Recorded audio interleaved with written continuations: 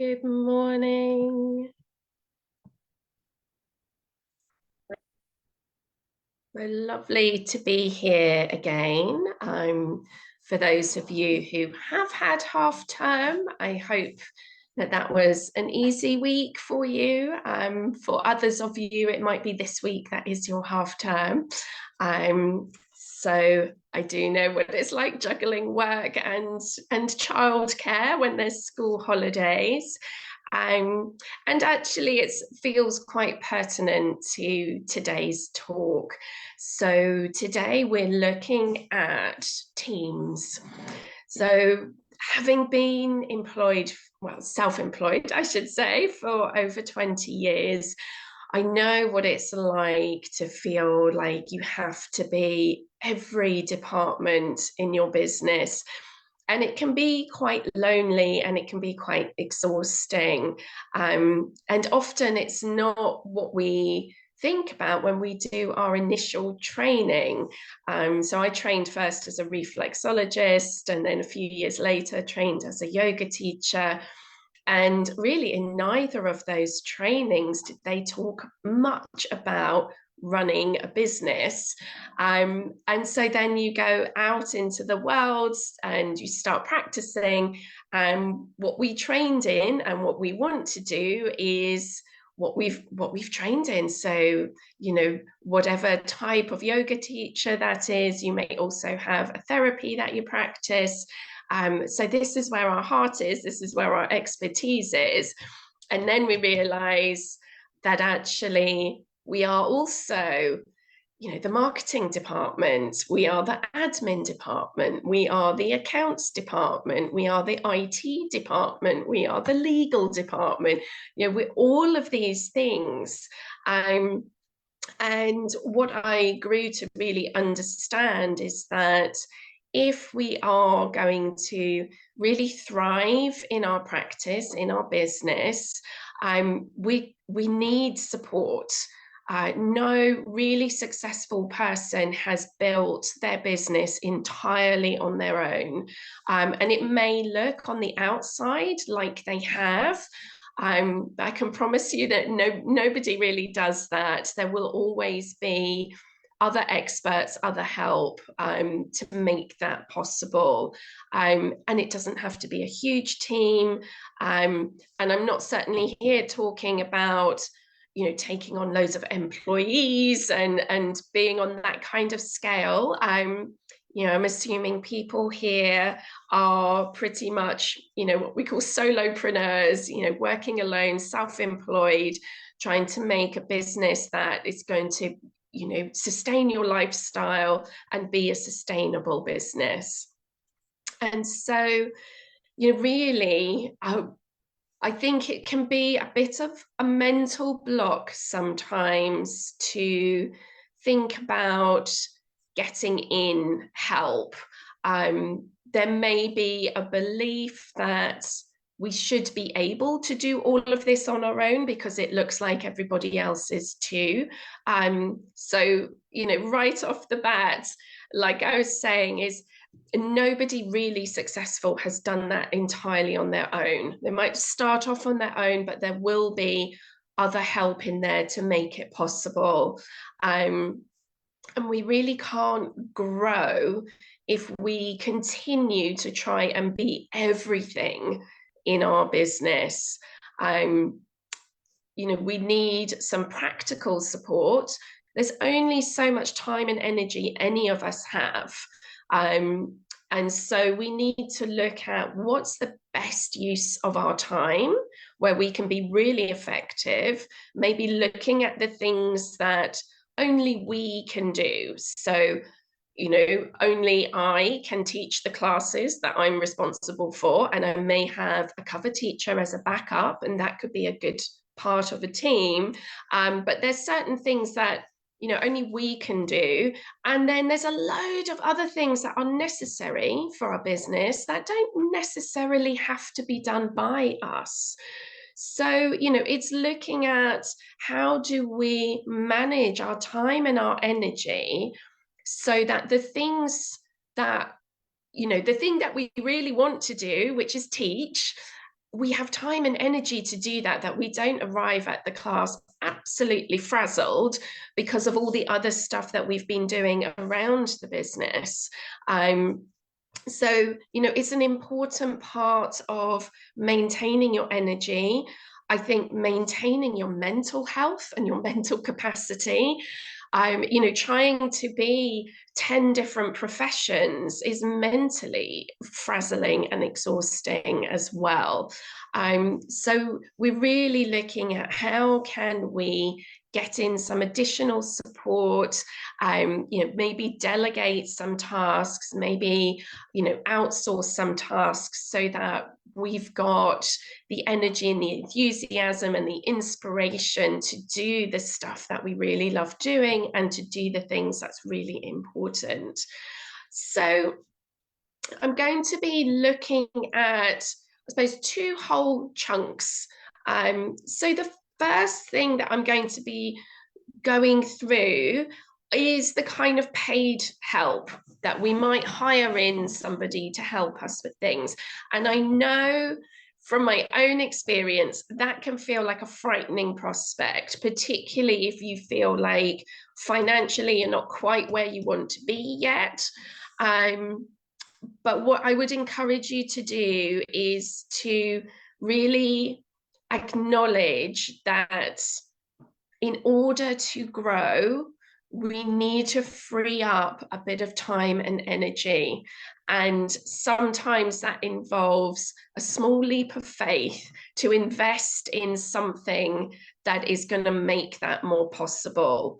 So the first thing, top of my list, is not a very sexy thing, but I feel is very, for me, it's a non-negotiable. I think it's essential if you're self-employed, and that's to have an accountant. Unless you're already trained as one or you have one in the family who can do your accounts. But, you know, end of January wasn't that long ago, and the amount of posts on Facebook I saw about yoga teachers pulling their hair out, staying up all night, putting in ridiculous hours and worry and stress to, you know, do their self-assessment and get all of that done on time. And the, you know, and maybe for you, just have a pause and think, how much time and energy and anxiety does it cause you doing your self-assessment? And I can honestly say, for me, I have zero stress about my accounts, and I haven't for years because I have an accountant. And actually, it was one of the best decisions I made right from the moment I went self-employed, and I was earning nothing, to be honest, you know.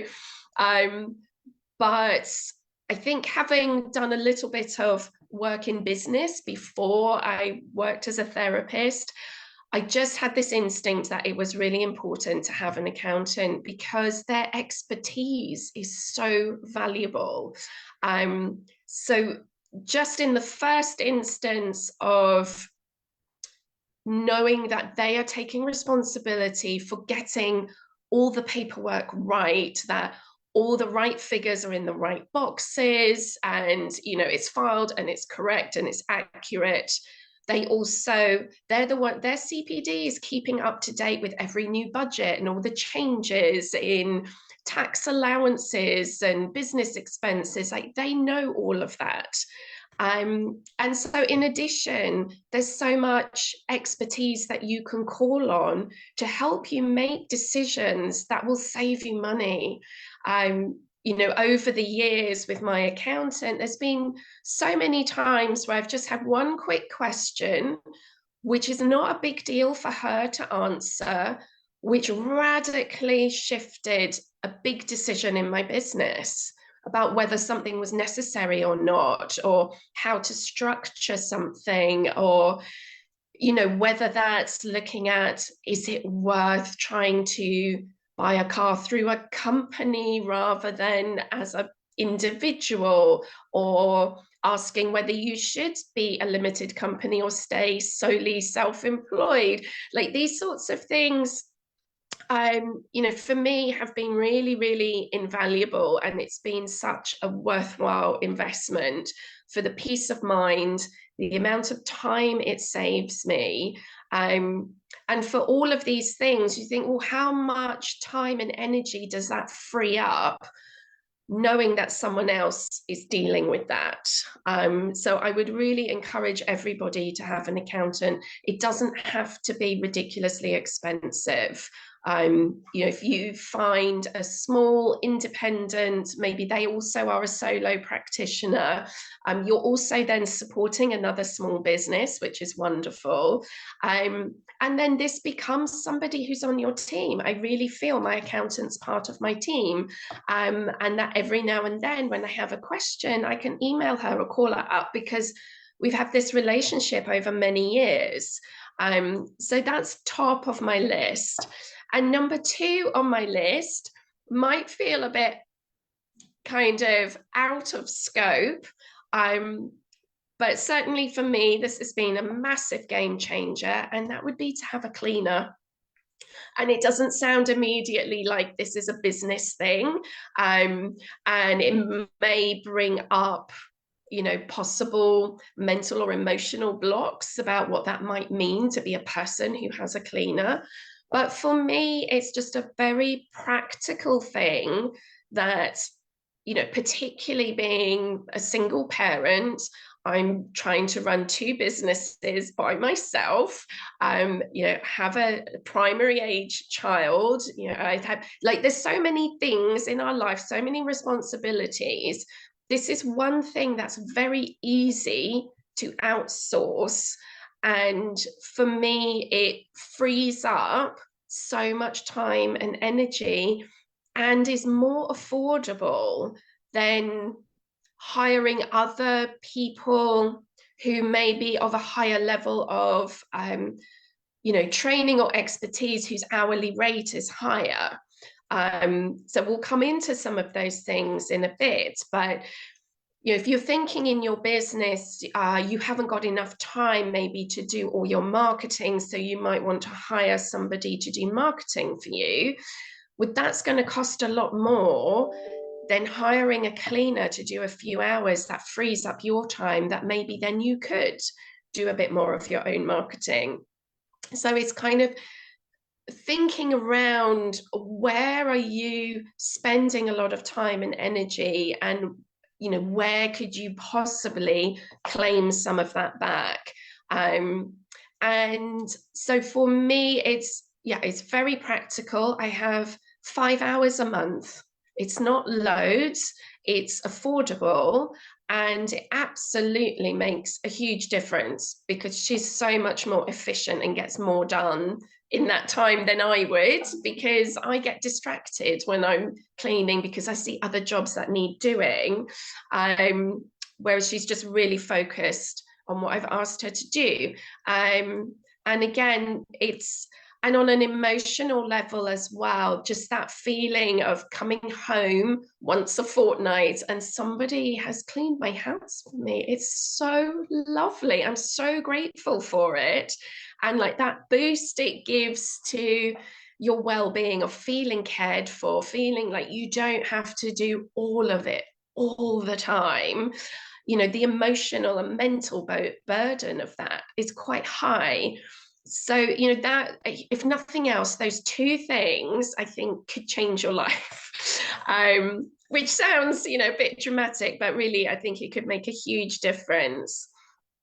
So other practical things that might be useful for you to maybe on a case-by-case basis hire out or outsource, might be things like having somebody help you build your website, having somebody do some graphic design for you. Maybe you want to, kind of, what's the word I'm looking for, but sort of have some consistency around your branding.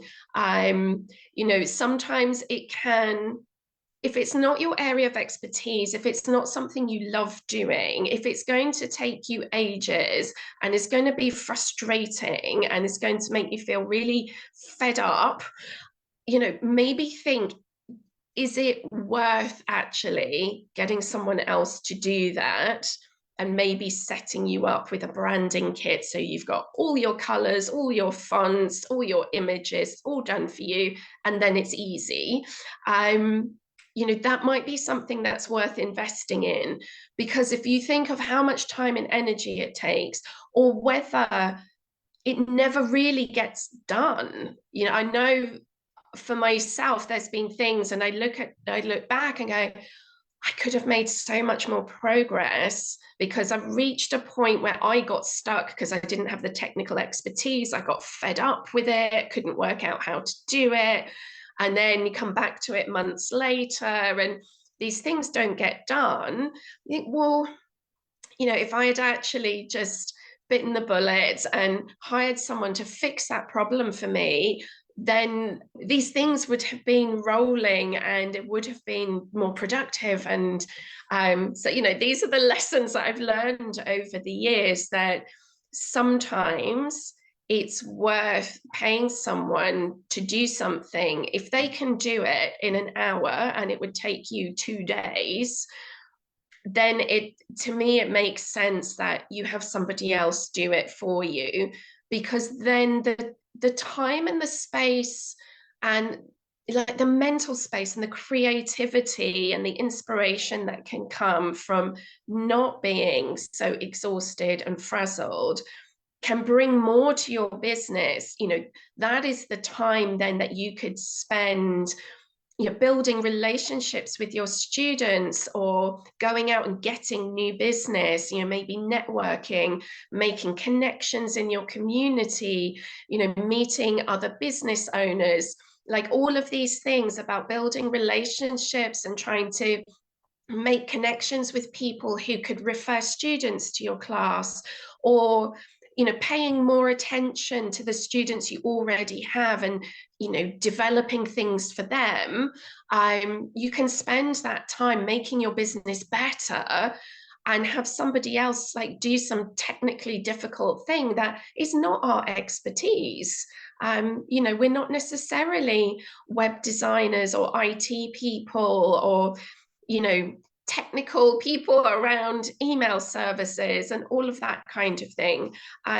So if you know there's a point for you, like a thing that you absolutely hate, that it's not your expertise, it's time consuming, it's a heart sink, it's like, oh God, really don't want to do that, but I have to.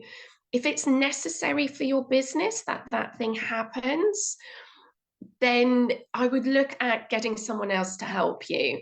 And there are places like Fiverr, with 2 R's at the end. It's a place where freelance, it's like a freelance market. So you can post a job and freelancers bid on it. You can find somebody to work with you there. Again, it's supporting other independent practitioners. So there's ways of getting some help. And the last thing I would say as well is there may be services that you already pay for. And it's something, again, that I've sort of learned through trial and error, is that sometimes when you're buying a service, like I'll give an example right now because it's been an issue for me around my email. So it's connected with my website, so it's all hosted. So I have the first website I did, my Jenny Therapy, is through EasySpace. I have email connected with them. And then for my Yoga for Cancer Academy, I've done that through Namecheap. And the difference between those two companies in terms of their customer service, I find is quite stark. So when I've had issues with, so sometimes there are kind of global standards that change, and there are some technical upgrades and authentication things that come in, or if you're upgrading a website and it's connected to your email. I don't really understand how all of these things work, but when I've had issues before, I have found, for example, with EasySpace, which was a little bit more expensive than Namecheap, but they have a customer service that I can telephone and speak to a human, and their IT department are great, and they will walk me through step by step, click on this, type in there, click on that, let's test it. Great, now your email's working again. Like, and so that to me feels like I have an IT department that helps me. And what I have found where I was looking for the best deal, and so I registered with Namecheap, is that they're based in the US. They don't have a telephone service. They do have a support desk, but you email and then you wait like 48 hours for a reply. And so having it's very different to having somebody on the phone. So it's a very long-winded way of me explaining that sometimes if you're going to buy a service that you need anyway, don't automatically look for the cheapest. Have a look at how good, for example, is their customer service, particularly if it's a technical thing that isn't your area of expertise, like web hosting and those kind of things.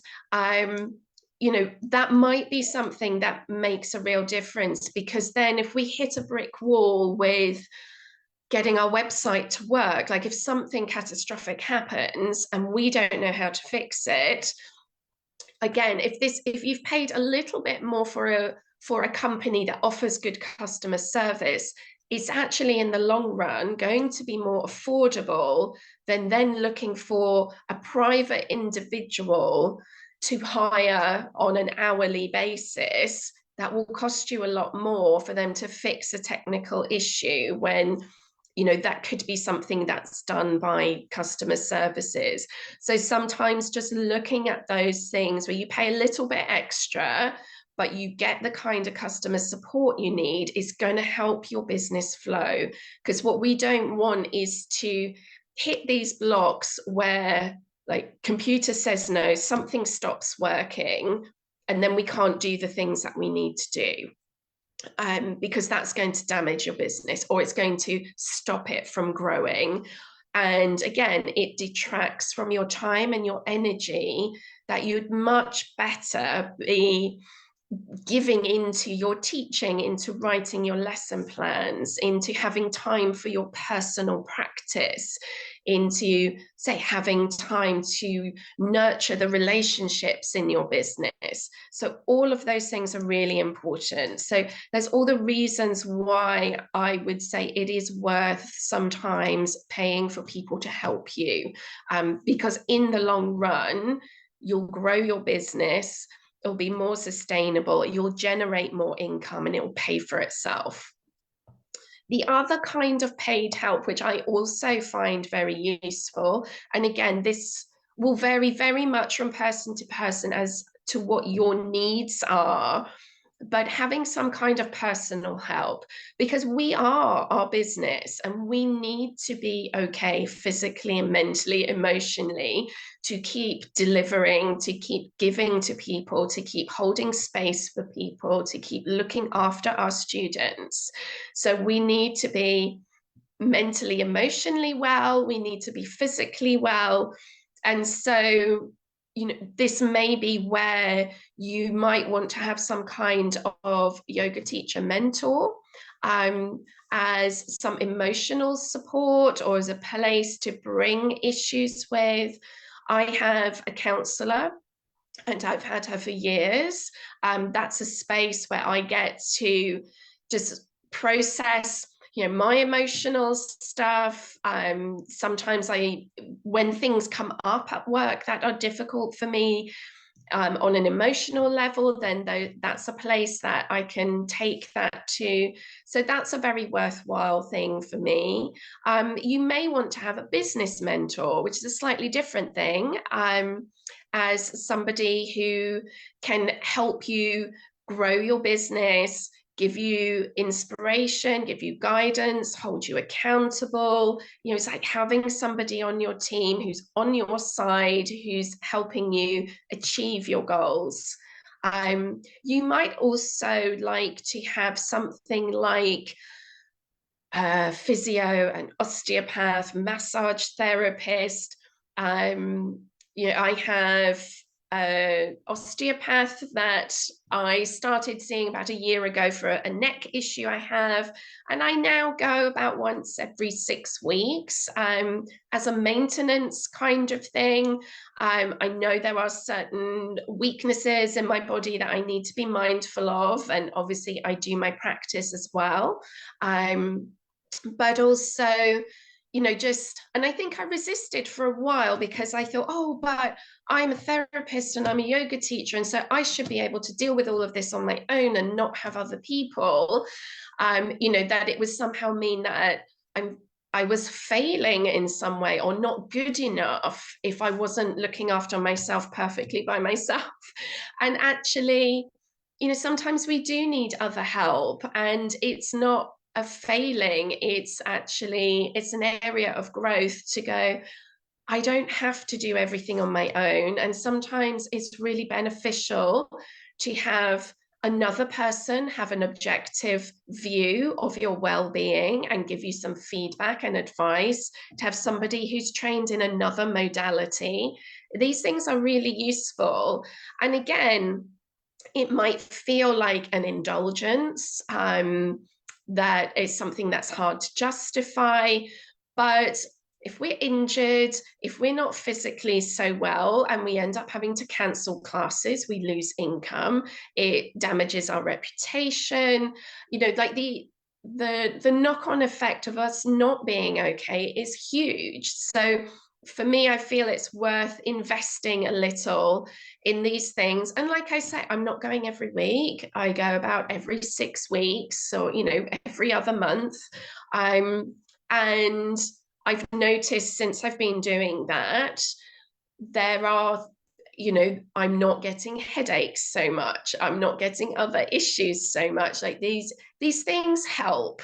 And so again, when we're feeling well, then we're able to function so much better in all of these other areas. Now, I'm aware that all of those things I've mentioned are a cost. And I know that it's not necessarily accessible to everybody right now. I would say get an accountant, really. It's worth it. I think they pay for themselves. But aside from that, it's also to look at what help have we already got? Who's already in our team that we might not really fully recognize and might not be, drawing on as much as we could. So again, in no particular order, I just wrote down a whole list of things that we may already have, that perhaps we're not utilizing as much as we could. So we have things like, so for most of us, we're probably registered with a governing body and we have an insurance company. We all need insurance to practice, and we often don't think about it. We just pay on our renewal. We hope that we never have to use them, in the sense that nobody makes a claim against us. But actually, for example, with insurance, it's a service that we pay for anyway. And I think we can use them for maybe some legal advice from time to time, to phone up and ask them, in this situation, am I covered? What do you advise? I think sometimes this could be something that we forget is there, and we can call on their expertise, and then they should not be charging us for that advice because we've paid them to insure us. So that's one place that you might be able to get some help with particular things. Again, the governing body, they can vary depending on who you're with.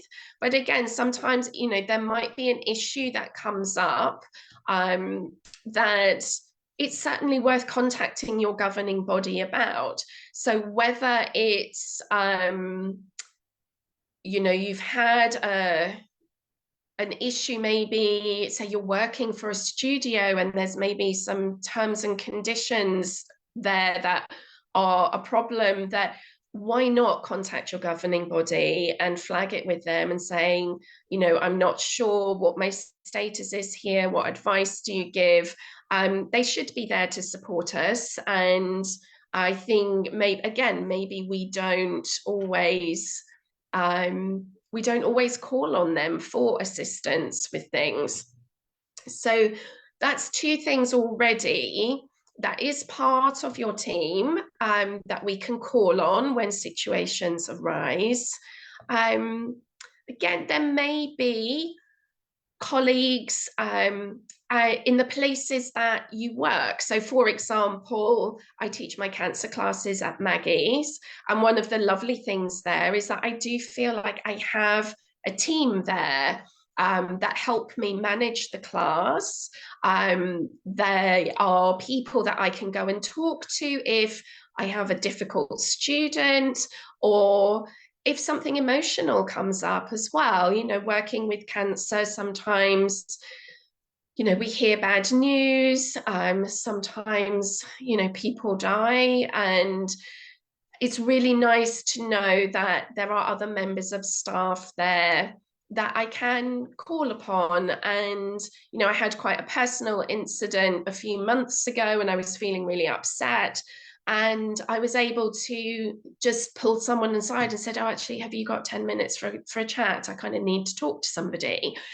And, so those things are really, really valuable. And again, maybe we don't always call on that. If we're coming into a studio, for example, and we're teaching our class, and then we're moving on to the next thing, and we might not always think about maybe using, I don't mean it in a bad way, but like using the people who are there for a little bit of support, maybe having a bit of a chat with people, asking someone's opinion about something, or having someone to talk about maybe some class management issues that you're having. So trying to build those relationships and have them sort of be part of your team, and people that, and it doesn't always have to be just at the moment when you're there, that, maybe these are people that you could phone in between classes, either with, an idea, and you say, oh, I've had an idea for something. How do you feel about this? Maybe we could run a workshop, or it could be somebody say, oh, look, I'm trying to do some marketing. I've created some Facebook post images. Could I have a second opinion? Could you proofread something? Finding people around us, and maybe we could do that for each other. So getting that kind of support where sometimes, other people that we can bounce ideas off, or other people that we could, bring some issues with for a second opinion, which kind of brings me on to a similar thing that I think also we could potentially build a bit of peer support amongst other teachers that we know, that we don't necessarily work with. They're not necessarily in our centre. They're not necessarily people that we go to their class or cover their class. But over the years, we may just build up relationships with other teachers.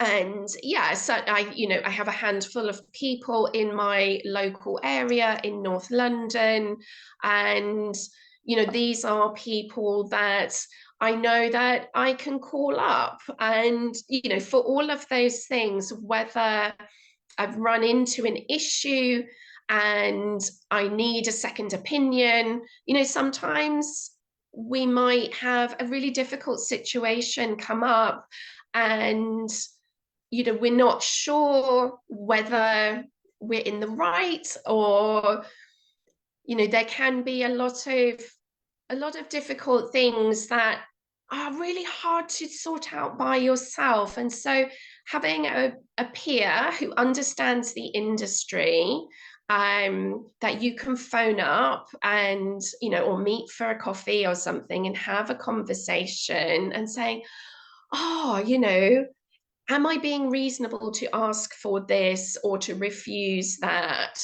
Or again, it could be,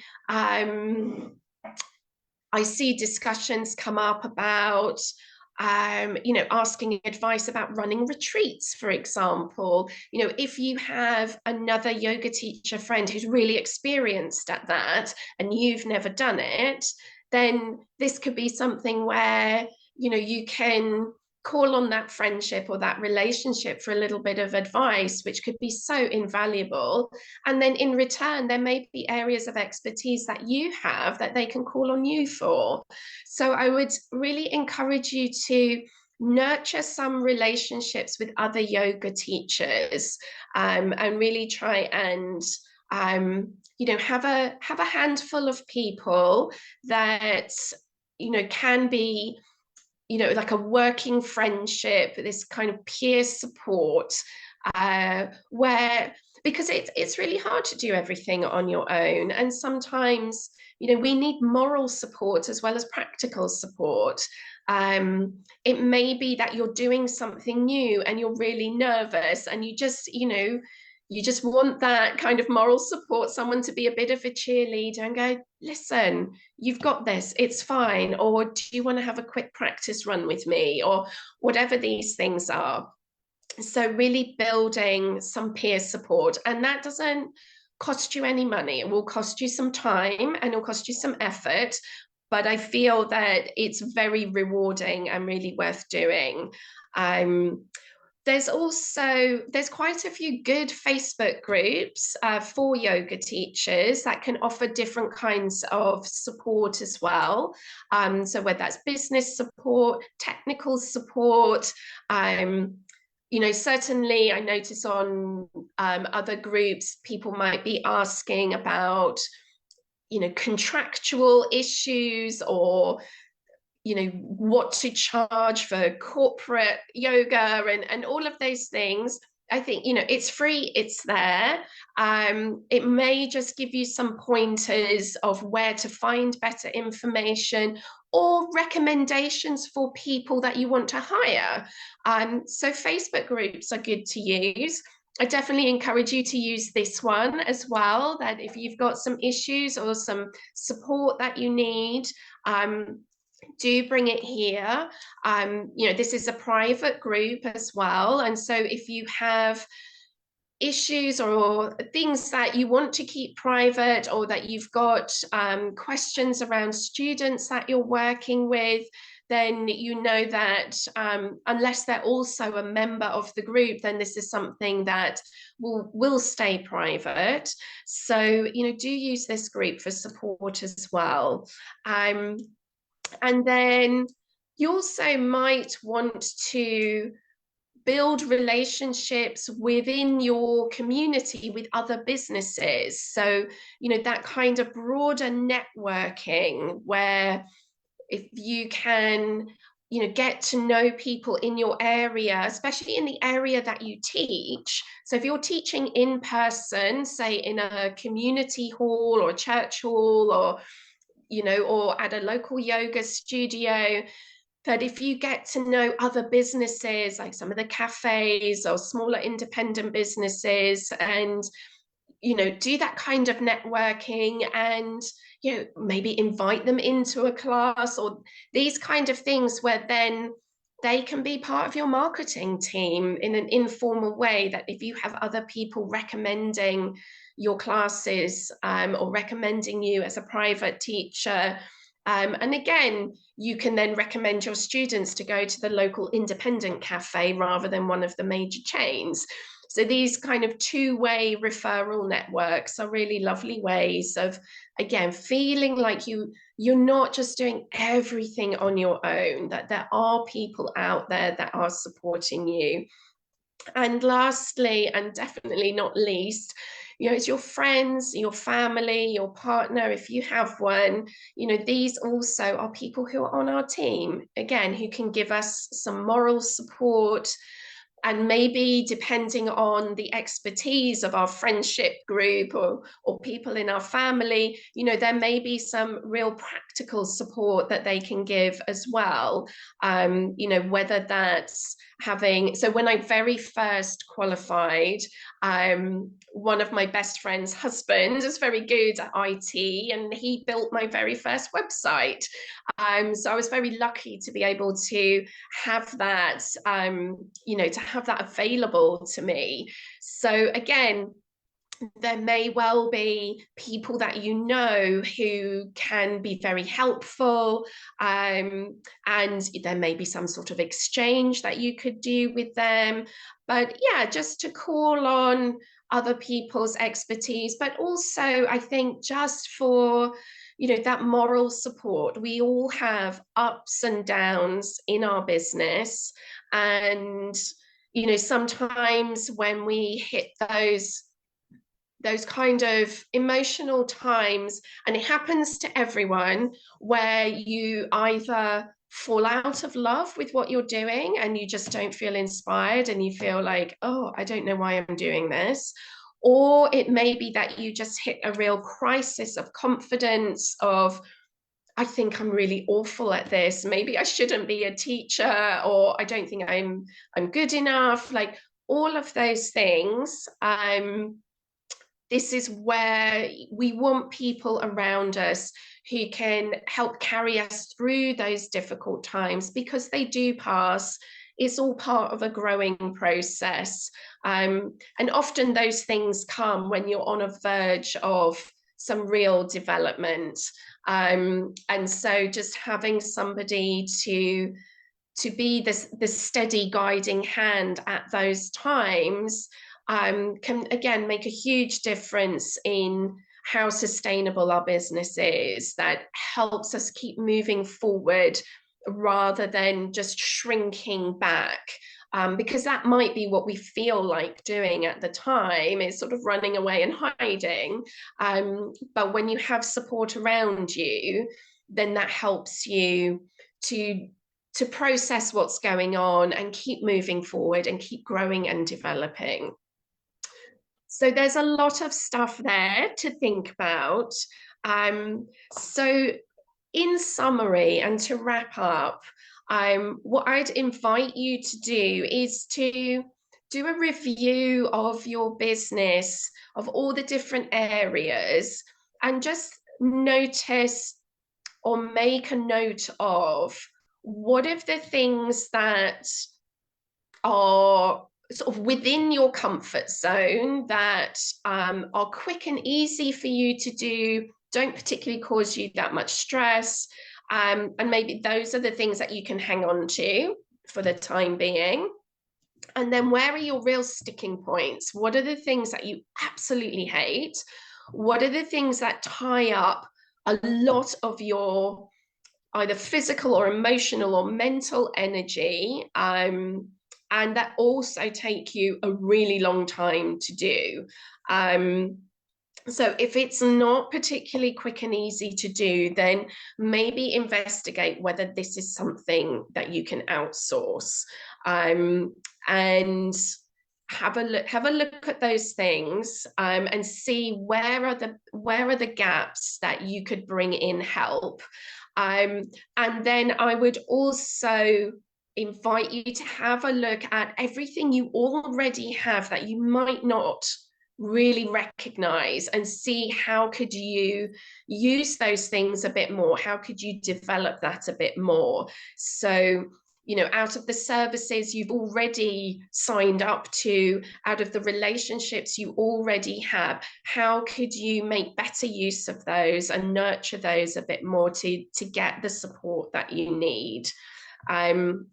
And as a really final thought, that just kind of occurred to me this morning, is that sometimes, particularly when it comes to spending money on getting some help, we may feel like we want to have the growth first and then spend the money. And I understand that way of thinking, and it's good to be sensible with our money, But also sometimes you can't get the growth until you've done the investment.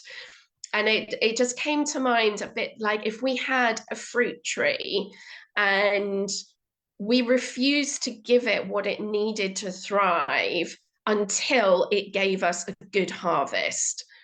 You know, it's like, I'm sorry, tree, but you can't have the extra fertilizer or enough water or the right kind of pruning to really flourish. You have to prove to me first that you can give me a good harvest, and then I'll invest in you. Like, that would feel really mean, and it's not how we would treat a fruit tree.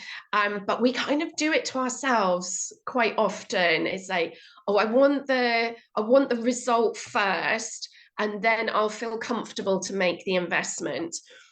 So I just wanted to leave that thought with you, that sometimes we need to make the investment first, and then it creates the space and the energy that allows, you know, the harvest to come, the productivity to come, the results to come. So I'll leave you with that thought. If you've had any insights or aha moments or things that you've resolved to do from listening to this, and I'd love to hear about that in the comments below. So wishing you very lovely rest of your week. Take care, keep warm, and keep breathing.